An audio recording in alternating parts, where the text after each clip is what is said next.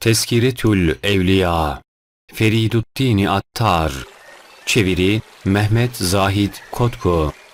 Hazreti İmam Hanbeli Kuddise Sırruhu. İmam Hanbel radıyallahu anh vera, takva, riyazet ve keramet içinde acayip hallere sahipti ve duası müstecaptı.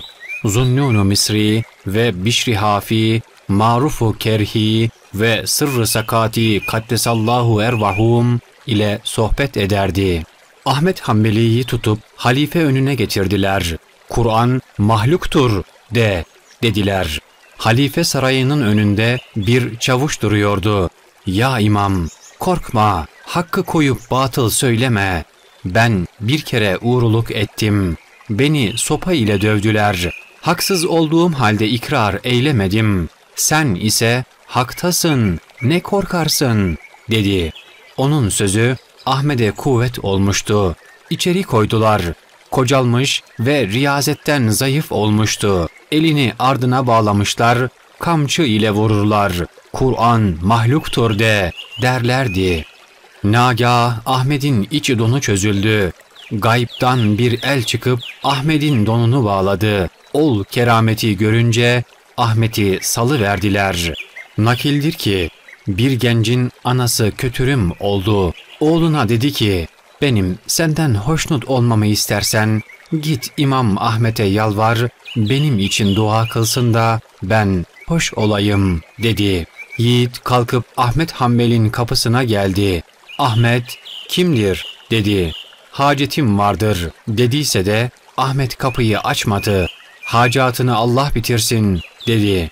Ol yiğit anası katına geldiği zaman anasının kötürümlüğünü gitmiş gördü. İmam-ı Hanbel bir gün bir ırmaktan abdest alıyordu. Bir kişi de yukarısında alıyordu. Ahmet'i görünce ol kişi oradan kalkıp aşağı yanına geçti. Bunun gibi kişinin yukarısından abdest almak edebe muhaliftir dedi. Vaktaki bu zat ahirete gitti. Rüyada görüp sordular. Allah Teala sana ne eyledi? İmam-ı Ahmet'e eylerdiğim bir hürmet yüzünden rahmet eyledi ve yarlıgadı dedi. Nakildir. Ahmet der. Bir kez hacca giderdim. Bir yerde bir Arap gördüm. Yol sormak için yanına gittim. Bir parça da ekmek verdim. Bana dedi ki, ey Ahmet, Kabe'ye gidersin. Kabe sahibinin verdiği rızka razı değil misin ki ekmek götürürsün? Bu sözü işitince içime gayret odu düştü. Fikre daldım. Bana dedi ki, ya Ahmet, niçin fikre düşersin?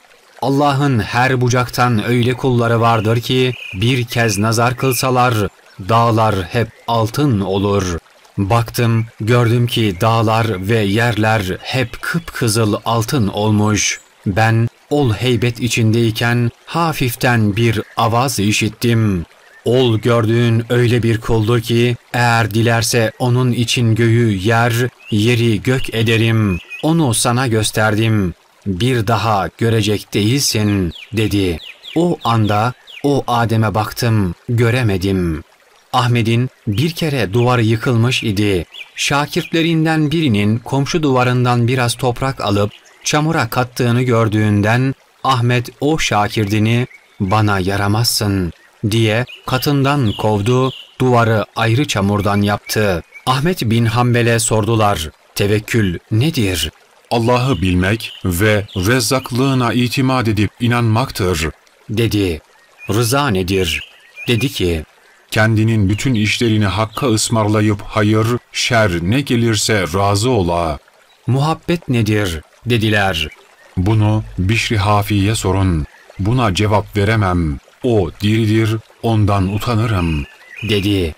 Zühd nedir? Dediler. 3 türlüdür. Evvel haramı terk eylemek, bu avam zühdü. İkincisi helalin de çoğunu terk eylemektir. Bu hasların. Üçüncüsü nesneleri terk eylemek ki seni Allah'tan alıkor. Bu da ariflerin zühdüdür. Ahmet bin Hanbel halk canını Hakk'a ısmarladı. Cenazesi götürülürken havadan kuşlar gelirler, kendilerini ol cenazeye vururlardı.